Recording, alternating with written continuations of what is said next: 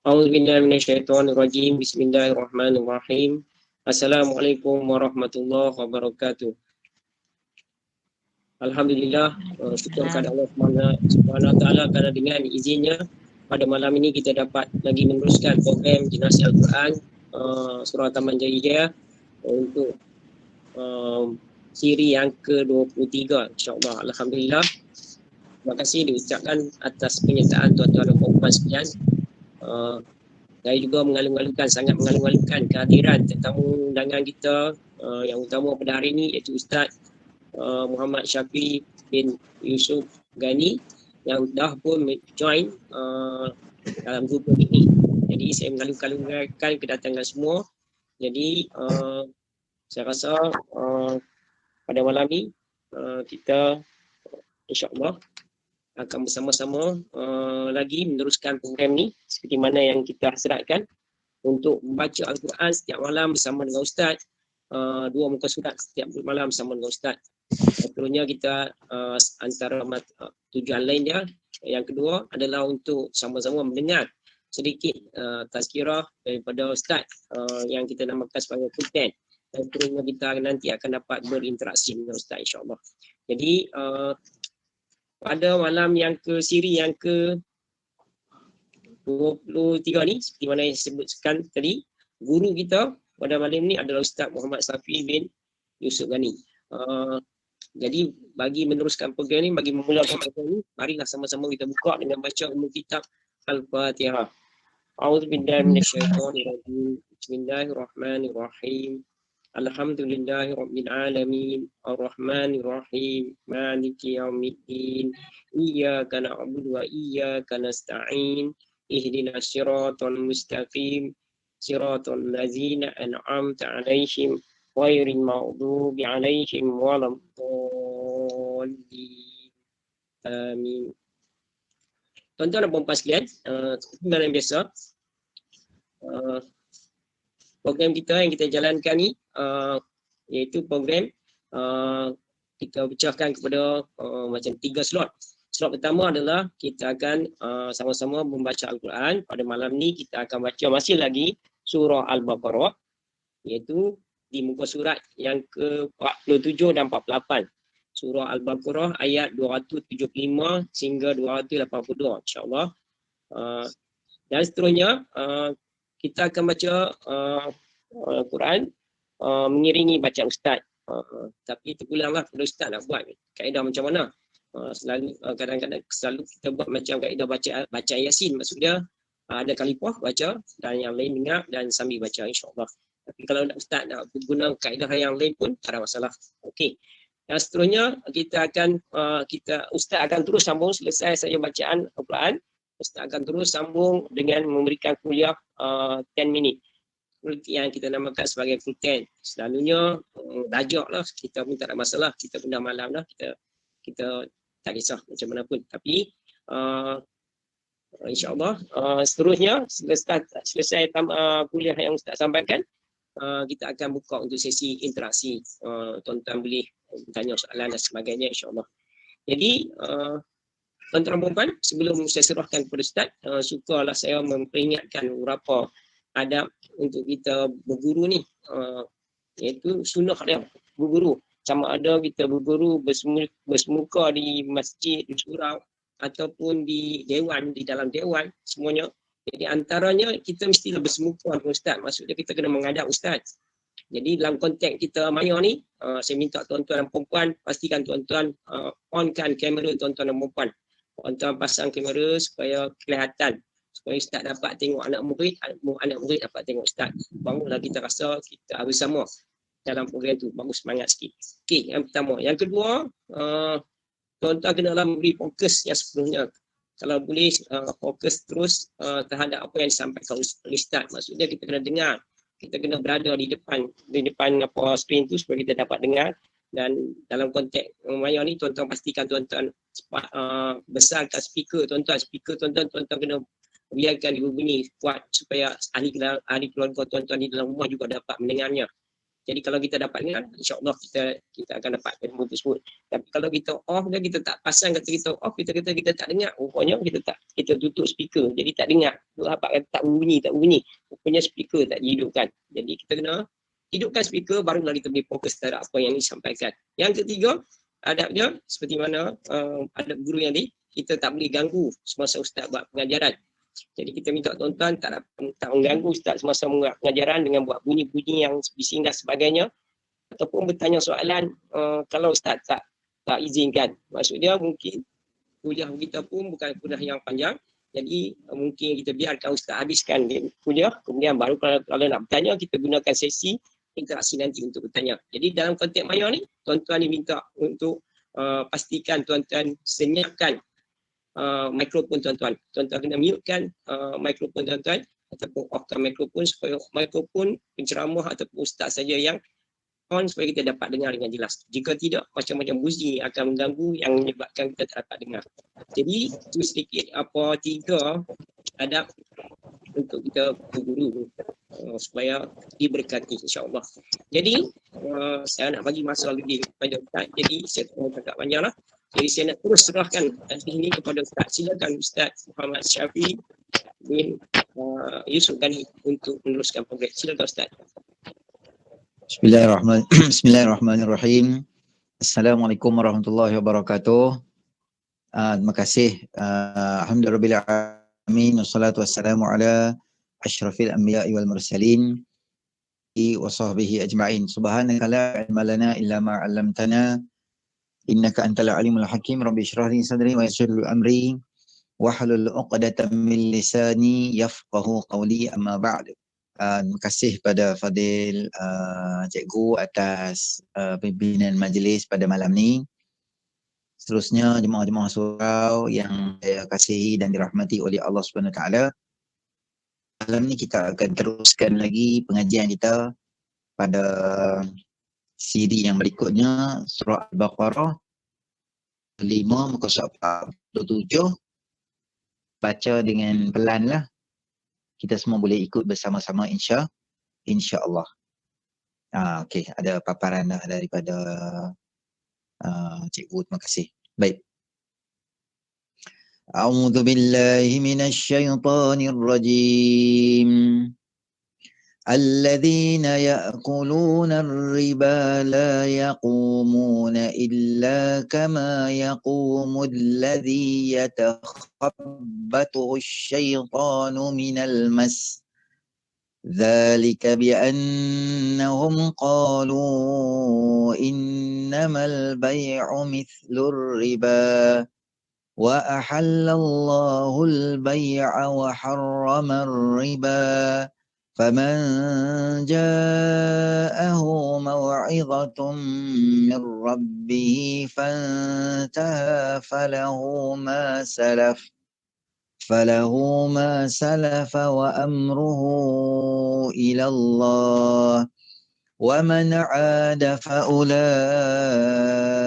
أصحاب النار هم فيها خالدون يمحق الله الربا ويربي الصدقات والله لا يحب كل كفار أثيم إن الذين آمنوا وعملوا الصالحات وأقاموا الصلاة وآتوا الزكاة لهم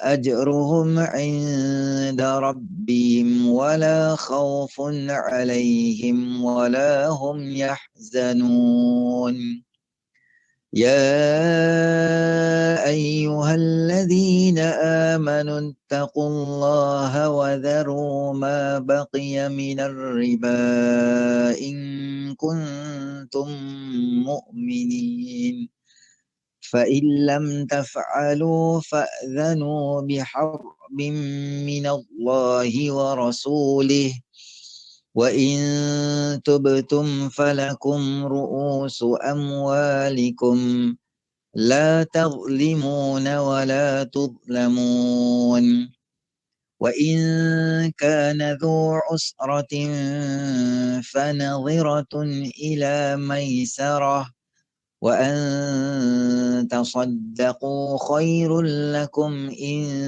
كنتم تعلمون واتقوا يوما ترجعون فيه إلى الله ثم توفى كل نفس ما كسبت وهم لا يظلمون يا أيها الذين آمنوا إذا تداينتم بدين إلى أجل مسمى إلى أجل مسمى فاكتبوه وليكتب بينكم كاتب بالعدل ولا يأب كاتب أن يكتب كما علمه الله فليكتب وليملل الذي عليه الحق وليتق الله ربه ولا يبخس منه شيئا فإن كان الذي عليه الحق سفيها أو ضعيفا أو لا يستطيع أن يمل هو فليملل وليه بالعدل واستشهدوا شهيدين من رجالكم فإن لم يكونا رجلين فرجل وامرأتان ممن ترضون من الشهداء أن تضل إحداهما فتذكر إحداهما الأخرى ولا يأبى الشهداء إذا ما دعوا ولا تسأموا أن تكتبوه صغيرا أو كبيرا إلى أجله ذلكم أقسط عند الله وأقوم للشهادة وأدنى ألا ترتابوا إلا أن تكون تجارة حاضرة تديرونها بينكم فليس لكم جناح ألا تكتبوها وأشهدوا إذا تبايعتم ولا يضار كاتب ولا شهيد وإن تفعلوا فإن له فسوق بكم واتقوا الله ويعلمكم الله والله بكل شيء عليم Sadaqallahul Azim. Baik, bismillahirrahmanirrahim. Assalamualaikum warahmatullahi wabarakatuh. Pada malam ni pertamanya saya ucapkan tahniah lah kepada cikgu dan ahli jawatan kuasa yang alhamdulillah pada malam ni hampir 40 orang kita bersama dengan pada malam ni. Jadi untuk kulten kita pada malam ni sedikit saya nak buat peringatan berkaitan dengan ayat yang kita bacakan tadi adalah dua bahagian lah. Muka surat pertama peringatan berkaitan dengan riba dan yang kedua adalah peringatan berkaitan dengan hutang. Jadi saya nak tazkirah sikit berkaitan dengan hutang pada kita pada malam ni. Tuan muslimin rahmati oleh Allah, macam mana yang kita tengok tadi surah Ayatul Dain, kita panggil Ayatul Dain ni adalah atwalul ayatun fil Quran. Adalah ayat yang paling panjang di dalam Al-Quran. Ayat yang paling panjang. Dia satu ayat tadi tu, yang kita baca tadi tu, satu ayat dia panjang sampai ke bawah. Ini menunjukkan bahawa betapa besar peringatan yang Allah bagi pada kita berkaitan dengan hutang. Kerana ramai di kalangan kita yang terlibat dengan hutang. Kadang-kadang dalam amount yang banyak, kadang-kadang dalam amount yang sikit, maka terutama kita hak selalu main semayang, selalu mengaji Quran ni, usia-usia kita yang duk ada ni, apa kita kena buat? Kita tolong ambil berat dengan hutang. Kalau orang tu ada hutang dalam jumlah yang banyak, maka utamakanlah untuk bayar hutang. Ramai orang saya tengok kadang-kadang hutang ada 2-3 ribu ringgit. Hutang dia. Tapi dia kalut nak buat korban time tu. Hukum korban ni apa? Sunat muakkad yang sangat dituntut. Kita bayar hutang, hukum dia apa? Hukum dia adalah wajib.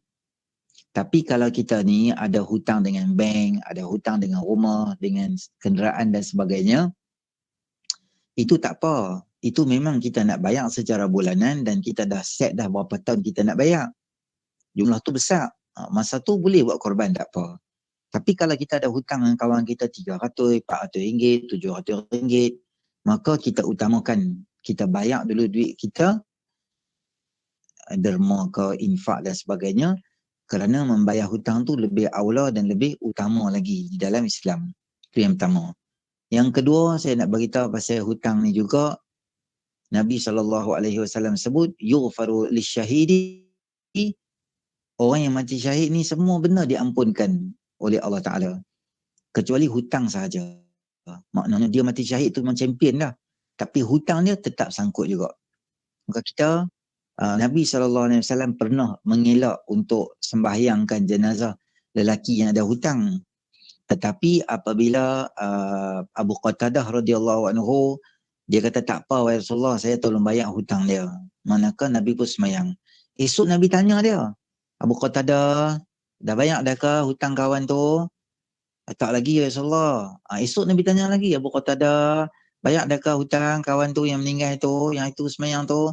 Bayar, tak bayar lagi ya Rasulullah. Tiap hari Nabi tanya dia, sampai 3 kali.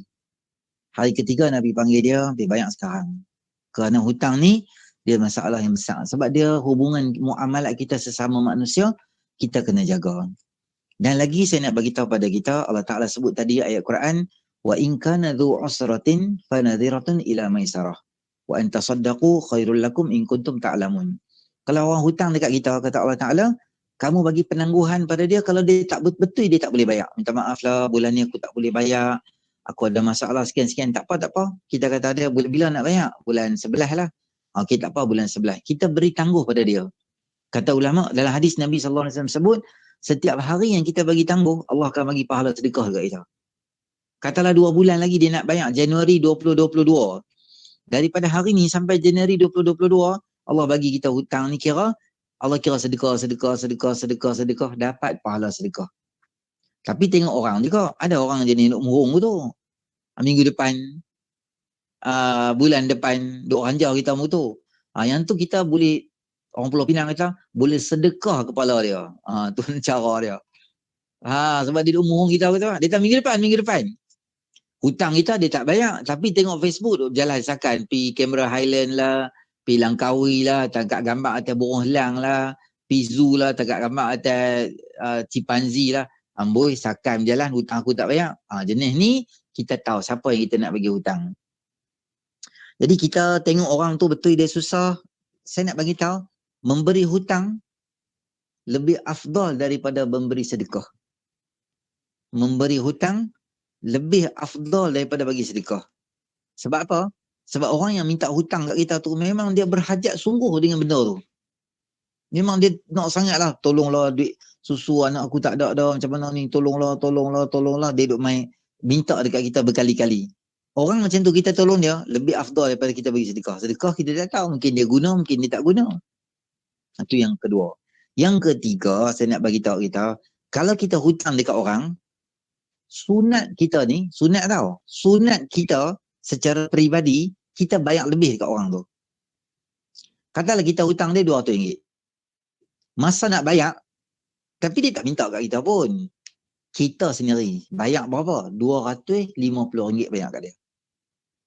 Kita kata kat dia, ni sampui duit aku hutang kat hang. Oi, apa ni? Tak apalah, tak apa, simpanlah. Dia ambil. Balik rumah dia telefon kita. Sebab apa dalam duit sampui ni ada RM230? Hang bagi lebih ke? Hang silap ke? Hang hutang aku 200 je. Kita kata dia tak apalah Mat. Hang ambil lah Mat. RM230 tu aku hadiah kat hang. Sebab tak ada siapa yang nak tolong aku masa aku nak 200 tu. Adik-beradik aku pun telefon tak ambil. Aku pergi rumah semua tutup tingkap. Gelap rumah tu, dandan tengok aku. Tapi hang satu-satu kawan boleh tolong aku seronok sangat. Aku bagi kat hang. Atau kita tak bagi duit, kita bagi lain kat dia apa dia? Ni 200 hang, ni ada mainan aku beli dekat anak-anak hang. Nah, ambil. Nah, aku dah beli cikelat dekat anak hang. Kita kata, ya apalah hang ni. Kita kawan-kawan lah apa semua. Cikelat. Apa anak aku berlambak ada coklat? Tak apalah, bagilah aku seronok sangat. Hang tolong aku. Ni aku bagi wafer dekat anak hang. Aku bagi, apalah benda-benda kita bagi lebih kat dia. Tak mesti duit, tapi ada barang kita bagi kat dia. Beli buah-buahan bagi kat dia. Beli temikai ke, beli buah dokong sekarang ni kan. Beli bagi kat dia. Tu pahala sunat kita dapat. Kerana tu Nabi SAW selalu doa di tahiyat akhir. Nabi doa apa? Allahumma inni a'udzubika min adzabil qabri wa min adzabi jahannam wa min fitnatil mahya wal mamat wa min fitnatil masihid dajjal. Allahumma inni a'udzubika minal ma'thami wal maghram. Sahabat tanya, wahai Rasulullah SAW, berapa lepas sembahyang Nabi selalu minta lindung daripada hutang? Nabi kata, kerana orang yang hutang ni, dia ada satu perangai dia suka menipu. Dia suka menipu. Ayah, aku ada masalah ni, tak boleh bayar. Dia reka kok ni, dia reka. Nabi tak mau. Jadi sebagai akhirnya, kita untuk akhirkan tazkirah kita ni, untuk kita selamatkan diri kita daripada hutang, kita boleh amalkan doa yang selalu kita dengar Tok Imam baca. Allahumma inni a'udzubika minal hammi wal hazan. Wa na'udzubika minal ajzi wal kasal. Wa na'udzubika minal jubni wal bukhl.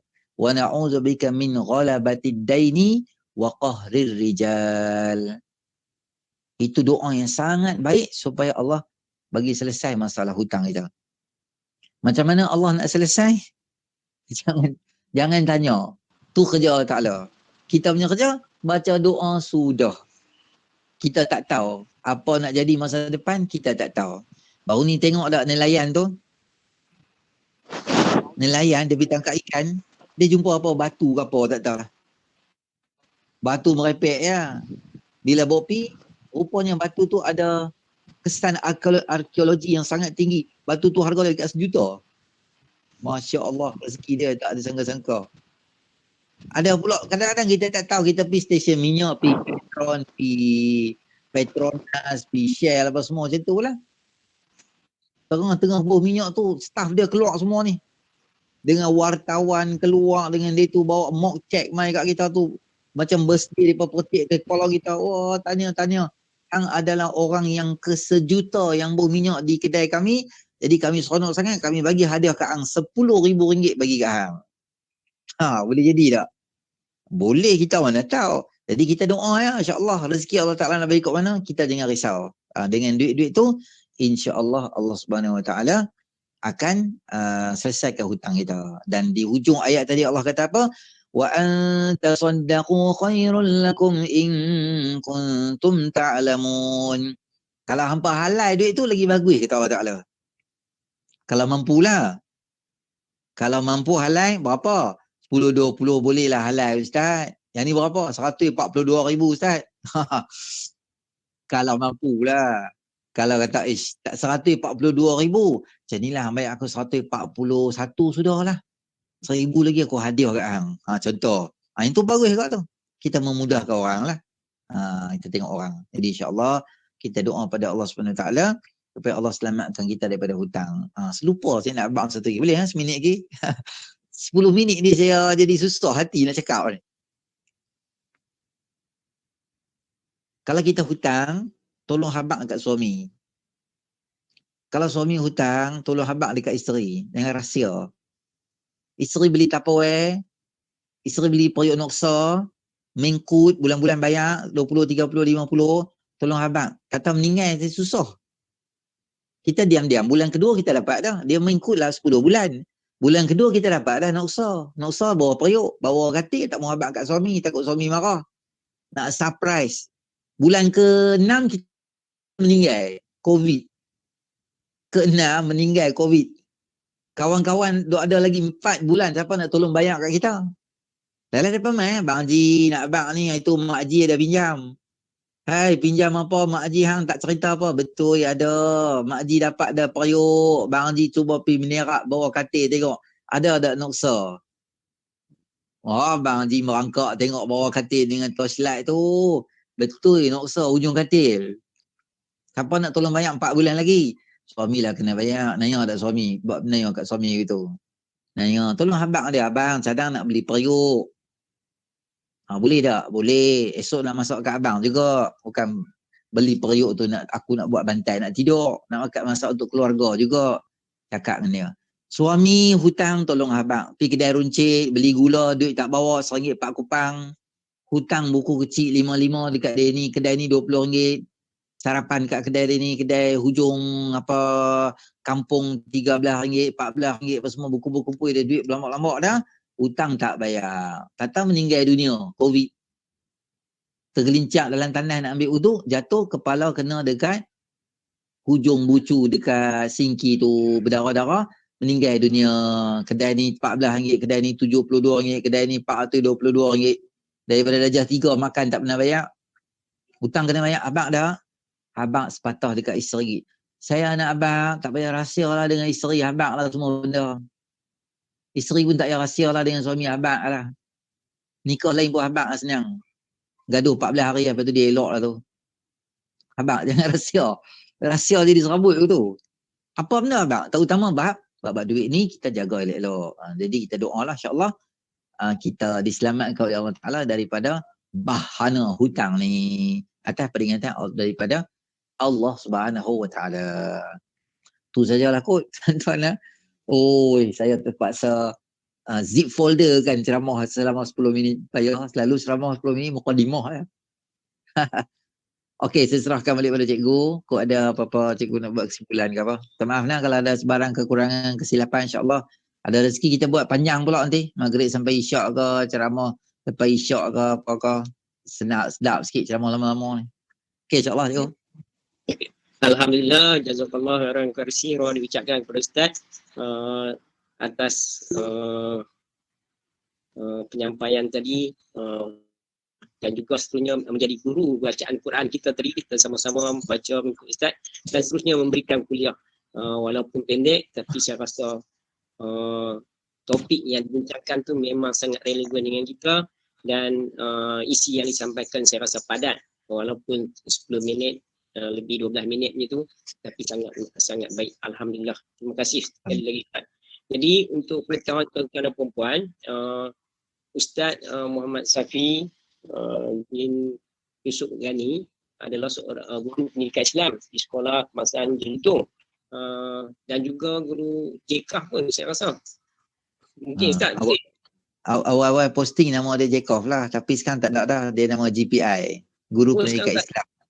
Sekarang tak ada Jacob. Nama Jacob tu tak ada, tapi program tu tetap program Jacob ada lagi lah di sekolah. Okey. Jadi saya dengan Ustaz ni rasanya saya jumpa dekat SK Jelutong dulu waktu depa program depa tu bila saya tak tahu. Masa tu JPN buat program di sekolah SK Jelutong. 2 tahun lepas ke 3 tahun lepas saya tak pasti. Jadi apa yang lain-lain kena Ustaz sebenarnya walaupun Ustaz Muhammad Fitri PPD yang bagi nombor telefon sebab dia tulis kat situ Ustaz yang Ustaz tanya tu, dia tulis kat situ Ustaz Syafi'i. Tu saya pun tak rasa. Ustaz tanya, saya cek, tengok gambar Ustaz, ni bukan Ustaz bukan Syafi'i. Ustaz Muhammad Syafi'i barulah saya tahu. Jadi rupanya Ustaz memang kita ada kenal sebenarnya Ustaz sangat banyak Ustaz punya ceramah ataupun yang disiarkan di YouTube banyak sekali. Kalau tuan-tuan type saja nama Ustaz Muhammad Syafi Yusuf Ghani, nampaklah banyak topik yang tuan-tuan boleh ambil ilmu. Dan selepas ni tuan-tuan boleh cuba buka dan tengok banyak pengisian. Kalau tadi tuan-tuan dengar 10 minit macam tu, kalau tuan-tuan ambil ceramah yang setengah jam, 1 jam, lagi insya-Allah lagi sangat bermanfaat dan tuan-tuan akan dapat ilmu dari situ.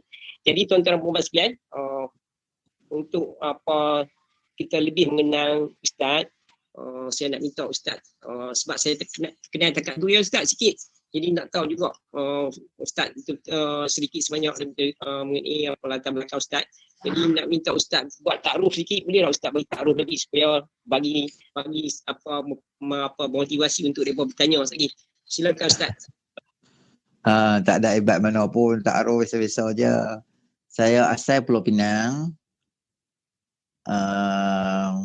Dah berkeluarga dah. Keluarga dengan orang Perlis. Mak mentua orang Perlis. 6 orang anak lah. 6 orang anak.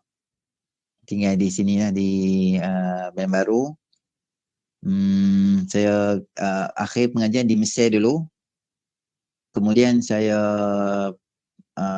sekarang ni bertugas sebagai guru pendidikan Islam dah di Sekolah Kebangsaan Jelutung. SK Jelutung, tepi jalan tu kalau mai. Bila-bila dah habis COVID, lalu-lalu tahun tu, boleh lah singgah sekolah. Tu je. Adalah ceramah-ceramah di YouTube tu lah, kita pergi ceramah kat masjid, kawan-kawan rakam bubuh macam tu je. Adalah sikit-sikit itu. Tak hebat mana pun, banyak lagi tok guru yang hebat yang bersama dengan tuan-tuan dan perempuan ni. Saya cak ayam je. Celah-celah. Tuan-tuan dan perempuan yang hebat ni istiqamah baca Quran setiap hari dah khatam dan sebagainya ni. Jadi saya harap doa kat saya lah, insyaAllah. Moga istiqamah dalam berdakwah dan mati dengan husnul khatimah, insyaAllah. Tuan-tuan dan puan, alhamdulillah tu sedikit pencerahan mengenai apa Ustaz, latar belakang Ustaz. Jadi sekarang ni saya nak buka untuk interaksi daripada tuan-tuan dan puan. Kalau ada sebarang pertanyaan ataupun ada perkara yang nak disampaikan, dipersilakan tuan-tuan dan puan. Ada yang nak bertanya ataupun sebagainya, silakan. Assalamualaikum Ustaz. Alhamdulillah. Saya nak tanya yang Ustaz bagi doa tadi tu. Tu doa untuk elak hutang ke ataupun untuk orang bayar hutang ke macam mana? Doa tu untuk kalau kita berhutang. Kita Doa berhutang. tu kita berhutang dengan orang, kita doa supaya hutang kita tu dimudahkan bayaran kita tu. Ustaz, kalau dalam Google tu nak rujuk nak cari apa dalam Al-Quran ke dalam Google ke, nak cari dia punya apa lebih doa tu ya. Sat lagi lepas habis ceramah kita ni, saya akan masukkan doa tu di dalam page Facebook saya. FB Ustaz. MOHD Muhammad MOHD SHAFFI Syafi H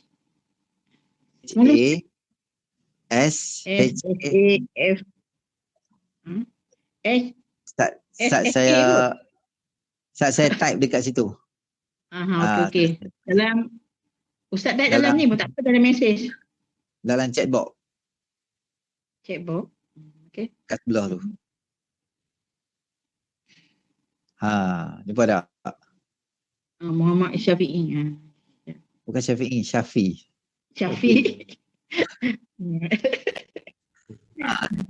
Nanti saya doa untuk dimudahkan untuk selesaikan hutang kita. Terima kasih Ustaz. Sama.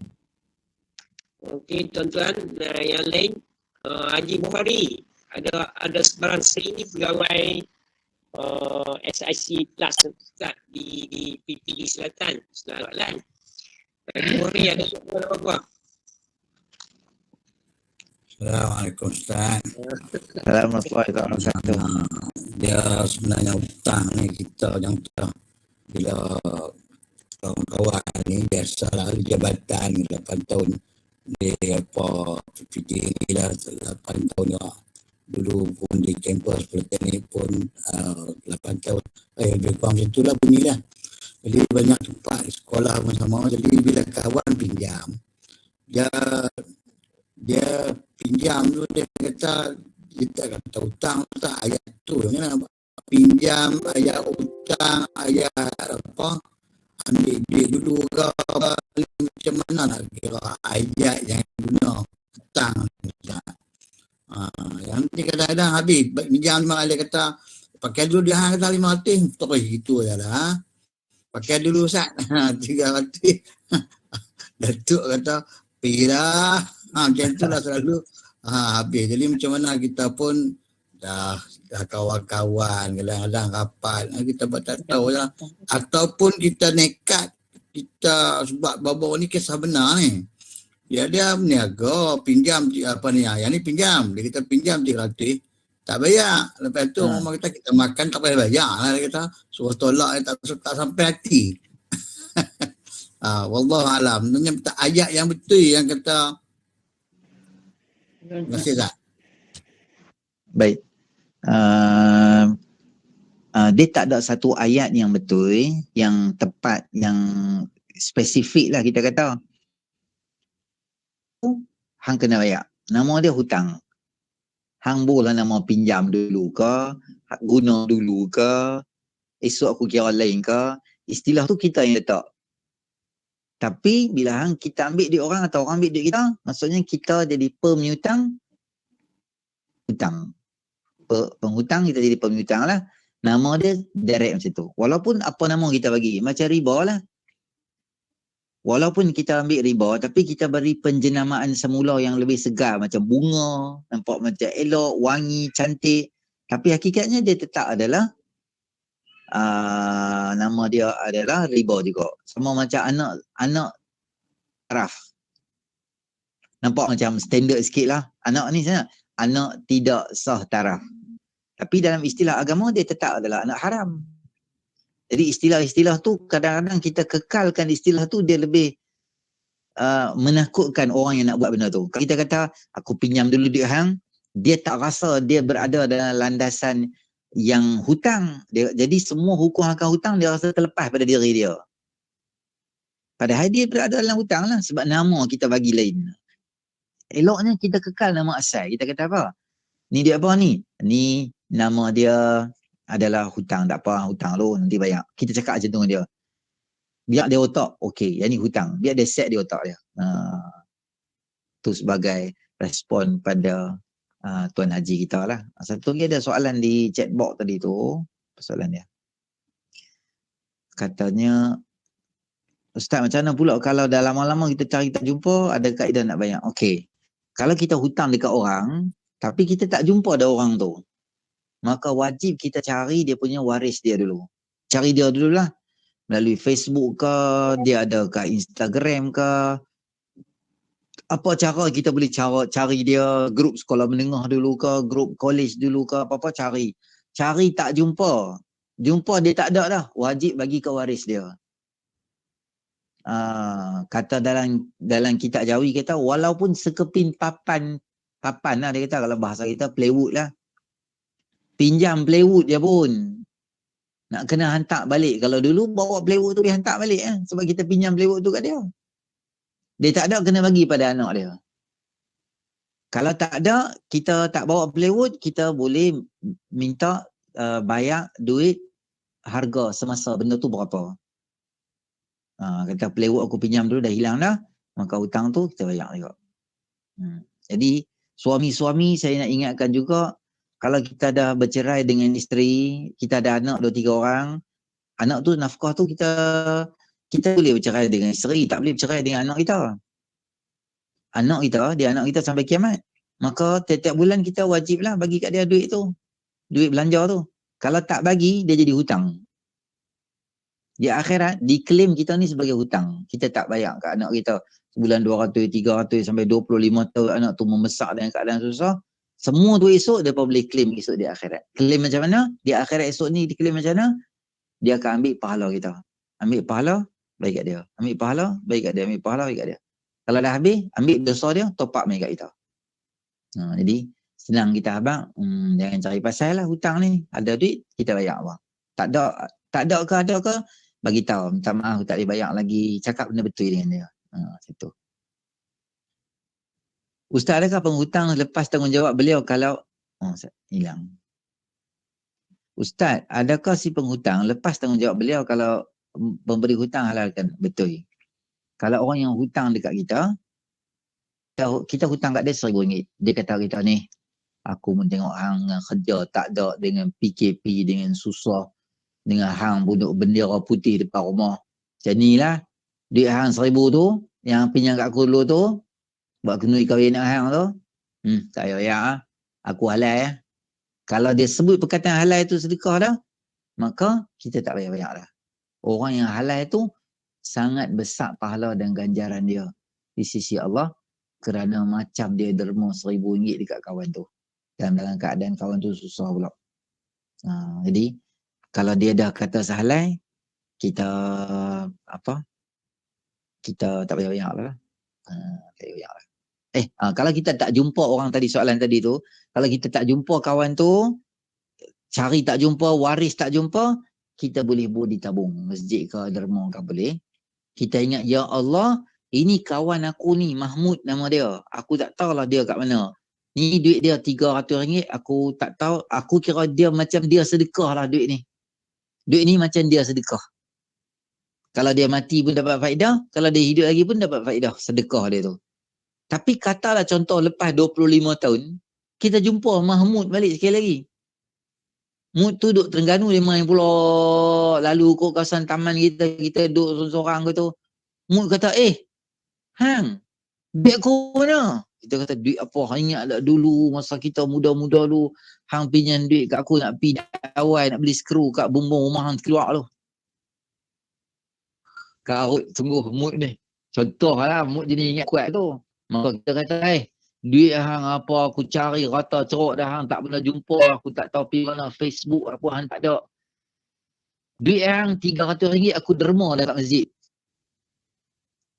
Kalau dia kata kat kita, siapa semua pandai-pandai derma duit aku, mai balik duit aku. Aku mai pada setiu Terengganu nak ambil duit aku lah ni. Nak cari hang. Wajib bagi balik duit tu kat dia. Jadi RM300 kami derma tu macam mana Ustaz? RM300 tu tukar, pahala dapat kita, macam kita derma. Jadi kita ambil duit RM300, bagi kat dia. Kalau tak jumpa lah. Kalau jumpa, kalau dia kata, duit mana? Duit aku buat tabung masjid dah. Biar pergi lah, benda lama kira apa. Aku pun lama tak derma. Tak apa, kira aku macam derma lah. Tak apalah. Selamatkan kita. Kalau dia minta, wajib bagi balik. Kalau dia tak minta, tak payah bagi lah. Ada usaha untuk mencari dulu terutamanya. Wallahu a'lam. Tuan-tuan perempuan, ada lagi apa-apa? Sebelum tu selalunya kes kita ni, nampak Ibu Hajar Nur Lelawati ada soalan. Silakan Hajar Nur Lelawati. Assalamualaikum Ustaz. Assalamualaikum warahmatullahi wabarakatuh. Kes ni macam ni, ada seorang perempuan tu dia pinjam duit lah, hutang lah. Masa tu dia masih berkahwin. Tapi lepas beberapa lama dia bercerai, tapi hutang tak bayar lagi. Pergi mahkamah dan sebagainya. Hutang dengan suami lah.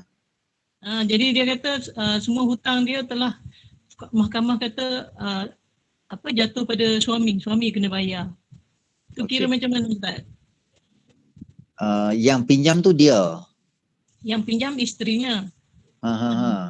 Jadi bila berlaku pergaduhan, bercerai tu, mereka pergi ke mahkamah. Jadi kalau dari segi hukum Islam tu, isteri tetap kena bayar jugalah. Jadi suami atas perundangan di Malaysia ni, suami dia kena bayar. Kalau suami dia tak bayar, nanti dia akan dikira muflis dan sebagainya. Tapi dalam Islam, isteri patut bank in dekat suami dia. Duit tu contoh dia hutang sebulan 300. Jadi kita sebagai isteri, kita bank in dekat suami, kita kata dia, ni duit untuk hang bayar hutang aku yang aku bayar tu. Kita kena tiap-tiap bulan bagi kat dia sebab kita yang berhutang. Melainkan suami kita yang suruh kita hutang. Dia kata, hang pi rumah tu, hang pi minta kat dia. Kalau hang tak minta kat dia, aku ceraikan hang dan sebagainya. Kalau macam tu, kita suruh dia lah bayar. Sebab kita ni dikambing hitamkan oleh dia. Yang PTPTN, kita sendiri hutang, maka kita lah bayar. Tengok situasi dia macam mana. Kalau banyak saya tengok, suami-suami yang suka buat naya kat isteri dia, dia suka buat loan atas nama isteri. Dia kerja kerajaan, nikah dengan nurse, nikah dengan staff nurse,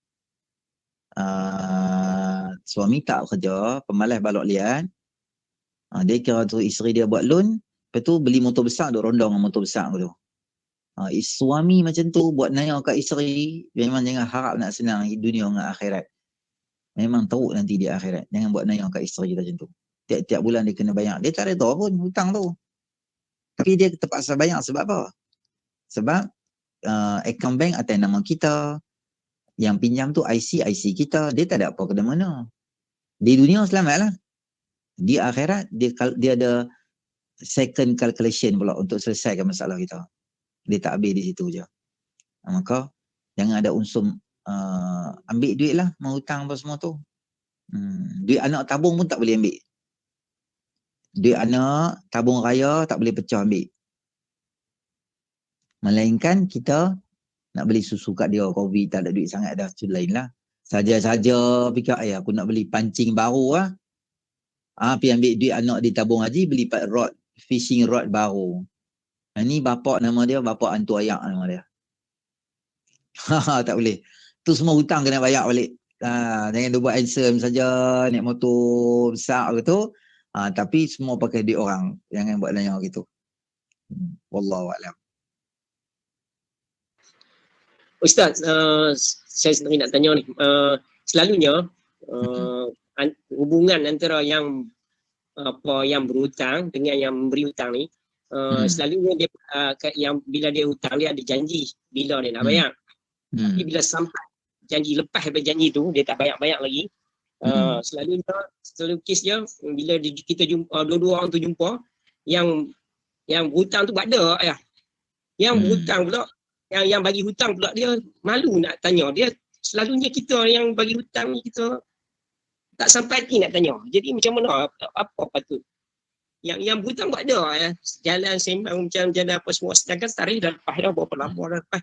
Tapi orang yang bagi hutang tu dia selalunya dia segan nak tanya. Jadi patutnya orang yang bagi hutang macam mana dia supaya dia, tapi hati dia dah berizah.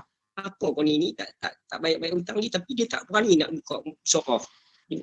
Kalau kita duit kita kena tanyalah. Kadang-kadang dia lupa. Kita kena peringat kat dia selalu. Kalau dia buat bebai, kalau dia tak apalah, 500 nak perkira dengan aku semua, dia cakap aku tu semua, kita takkan halai kat dia. Kita kata tak apalah, tak mau bayar, aku tak halai je lah. Tak halai tu maksudnya kita, walaupun di pada masyarakat tu jutaan manusia, dia ada GPS, dia mesti dia akan cari kita, malaikat bawa main betul-betul duduk depan kita nanti. Mesti dia akan main. Kita tak payah pergi penat cari dia. Kita duduk sila panggungnya, dia akan main cari kita balik. Nanti di akhirat lah. Ada orang jenis macam tu. Manusia ni macam-macam jenis lah. Semua manusia yang macam-macam jenis tu, dia satu je jenis dia. Masa dia nak minta hutang, semua akan guna konsep merayu, ayak mata, sedih. Semua orang sama. Tapi bila time nak bayar, semua orang tak sama. Dia nak bayar tu, dia lain perangai apa semua. Bebai lah apa semua, macam-macam dia akan buat. Jadi kita kena tanya kat dia, bagi tahu kat dia. Kalau dia buat bebai, tak mau bayar apa semua, tu hak kita lah. Kita nak halai ke? Kalau kita tak mau halai pun, kita cakap dia, aku takkan halai kat hang. Selagi sampai bila-bila tak bayar hutang aku, tak halai. Boleh kita ada hak, sebab tu duit kita. Walaupun RM1, RM2, RM700, RM800, kalau kita segan nak cakap, WhatsApp dia. Kalau kita segan cakap dengan dia, kita bercakap dengan isteri dia. Dengan anak-anak kita tak libatkan lah. Kita cakap dengan isteri dia, bagi tahu kata abang dah pinjam macam ni. Tanya segan pula nak tanya macam tu. Kalau tak, memang dia tak ingat lah. Ada orang jadi macam tu, jadi kita kena abang dia. Manusia ni macam-macam. Ada orang jenis pinjam motor, dia tahu nak isi minyak. Ada orang jenis macam 2% bengong sikit. Dia pinjam motor kita, minyak habis tak ada apa. Dia main bagi kita kunci. Minyak tak ada nak bubuh lah apa, belah gitu dia. Dak minyak tak ada bokok hang lepas kat aku RM10 tak apa kau lah. Dak minyak boleh tak bagi. Dia jenis macam tu, ada passion gitu. Jenis passion macam ngong sikit gitu. Ada gitu. Jenis ni kalau pinjam duit kita, memang kita dengan kita jadi ngong gitu lah, nanya kita. Dia pinjam kereta kita apa semua, jadi minyak tak ada lah, anak dia apa muntah nak kereta semua. Tu lah, tak tahulah, tak aku dah lap lah tadi, bau gak lagi, ikut hang lah buat macam mana, dia tinggal gitu pula. Jadi kita tanya lah, nak halal boleh, nak haram boleh. Okey, terima kasih Ustaz. Rasanya Baik. kita tutup lagu untuk pertanyaan atau perbincangan ni. Jadi saya ucapkan terima kasih kepada Ustaz atas kesudian untuk bersama dengan kami pada malam ni, dan atas perkongsian ilmu yang telah diberikan, khususnya pada malam ni tajuk kenaan hutang yang sangat menarik, insya-Allah. Jadi tuan-tuan dan puan-puan sekalian, untuk besok siri yang ke-24, kita punya tetamu kita ataupun ustaz jemputan kita adalah Ustaz Haji Muhammad Ishak bin Ismail daripada Jabatan Hayat Luar Agama Islam Negeri Pulau Pinang, tuan-tuan dan puan-puan. Jadi harap tuan-tuan konsisten untuk terus berada bersama untuk mengikuti program ni. Jadi Ustaz, untuk pengetahuan Ustaz, kami sebenarnya beriltizam untuk teruskan program ni sehingga khatam Al-Quran. Sehari kita baca 2 muka surat. Jadi kita akan khatam dalam siri yang ke-301. Hari ni baru siri 23. Tak tahulah Ustaz boleh sampai tak boleh sampai. Jadi kami hanya cuba, mungkin Allah kenankan, makbulkan, insya-Allah kita akan sampai 10 bulan setiap hari berturut-turut, insya-Allah. Jadi untuk tu, jadi sebagai penutup dia, saya nak minta untuk Ustaz untuk tolong baca doa supaya kita semua terhindar daripada wabak yang melanda ni, supaya kita semua sihat dan semua beroleh kesejahteraan, dirahmati Allah, dan seterusnya supaya kami insya-Allah dapat melaksanakan program ini sampai ke istiqamah mengikuti program ini sampai khatam Al-Quran nanti. Jadi minta Ustaz tolong membacakan doa untuk kami aminkan. Silakan Ustaz. A'udzubillahi minasyaitonirrajim. Bismillahirrahmanirrahim. Alhamdulillahirabbil alamin. Wassalatu wassalamu ala asyrafil anbiya'i wal mursalin wa ala alihi washabbihi ajma'in. Allahumma anfa'na bima 'allamtana wa 'allimna ma yanfa'una wa zidna ilma. Allahumma ya hayyu ya qayyum bi rahmatika nastaghitsu min 'adzabika nastajir. Ya Allah ya Arhamar Rahimin, ampunlah dosa kami, dosa kedua ibu dan ayah kami, dosa anak isteri pasangan kami ya Allah. Ya Allah ya Arhamar Rahimin, Kau peliharalah kami daripada wabak, bencana, penyakit, bahaya yang sedang melanda negara kami, negeri kami dan seluruh dunia ni ya Allah. Ya Allah ya Arhamar Rahimin, ada di kalangan kami yang dijangkiti, Kau beri kesembuhan pada mereka ya Allah. Ada di kalangan ibu dan ayah kami yang dijangkiti ya Allah. Kau berilah kekuatan pada orang yang menjaga kami ya Allah, menjaga orang yang sakit ni ya Allah, supaya mereka diberi ketabahan dan kekuatan untuk menjaga kami ya Allah. Ya Allah ya Arhamar Rahimin, andai sekiranya penyakit ini menular disebabkan dosa dan kesilapan yang pernah kami lakukan ya Allah, kami menadah tangan kehambaan memohon kepadamu supaya Kau ampunkan dosa-dosa kami, Kau hilangkan rantaian penyakit ini daripada kami ya Allah. Ya Allah ya Arhamar Rahimin, kedatangan penyakit ini adalah dalam ilmu dan pengetahuan-Mu ya Allah. Vaksin yang kami ambil ini adalah sebagai ikhtiar ya Allah. Sakit, sembuh, semuanya datang daripada Kamu. Berilah keyakinan dalam diri kami ya Allah, sakit, sihat, sembuh, semua dengan izin Kamu ya Allah. Kau berilah ketahanan imunisasi pada badan kami ya Allah, supaya kami dapat menghadapi cubaan-cubaan di akhir zaman ini dengan penuh tabah dan istiqamah. Ya Allah ya Arhamar Rahimin, kami ramai yang ada di sini ya Allah, membentuk satu program untuk kami membaca Quran setiap hari dan sedikit sebanyak tazkirah atas ustaz jemputan yang kami adakan. Ya Allah, Kau berilah kefahaman pada kami tentang Quran. Kau berilah kami dapat istiqamah boleh membaca Al-Quran, dan Engkau berilah pada kami ya Allah istiqamah dapat kami teruskan program ini sehingga 10 bulan paling kurang untuk kami khatamkan Quran. Ya Allah, berilah kesihatan yang baik supaya kami dapat baca Quran tiap hari ya Allah. Bagilah syafaat pada kami disebabkan Quran ya Allah. Ya Allah, peliharalah kami daripada azab api neraka dengan barakah Quran. Kau jadikan Quran sebagai teman kami di akhirat ya Allah, supaya dia dapat bantu kami dalam kesusahan, dalam kesempitan kubur mahsyar, dan di mizan, dan tempatkan kami dalam syurga dengan syafaat Quran. Allah ya Arhamar Rahimin, sentiasalah basahkan lidah kami dengan Al-Quran. Kau berilah kelapangan masa untuk kami baca Quran. Janganlah Kau sibukkan diri kami dengan urusan dunia sehingga tidak ada masa untuk lidah-lidah kami menyebut kalam-Mu yang mulia ya Allah. Ya Allah ya Arhamar Rahimin, janganlah engkau jauhkan kami daripada mukjizat agungnya Al-Quran ya Allah. Kau berilah kami kekuatan untuk kami berdamping dengan Al-Quran ya Allah, supaya kami jadikan Al-Quran ini sebagai teman utama kami ya Allah di usia-usia yang kami yang berbaki ni ya Allah. Kau bagilah kami dapat selalu membaca Al-Quran. Rabbana atina fid dunya hasanah fil akhirati hasanah wa qina adzabannar. Sallallahu ala sayyidina Muhammadin nabiyil ummi wa ala alihi ajma'in. Alhamdulillahirabbil alamin. Amin, amin, amin ya rabbal alamin. Alhamdulillah. Selesai program kita pada malam ini. Saya ucapkan ribuan terima kasih sekali lagi kepada semua tuan-tuan dan puan-puan yang menyertai secara istiqamah, dan khususnya kepada Ustaz yang sudi bersama kita pada malam ini. Jadi program kita, wabillahi taufiq wa hidayah. Wassalamualaikum warahmatullahi wabarakatuh. Terima kasih Ustaz. Terima kasih Ustaz. Terima kasih Ustaz. Terima kasih Cikgu Rahim. Terima kasih Ustaz. Jazakallah khair Ustaz. Assalamualaikum. Assalamualaikum warahmatullahi wabarakatuh.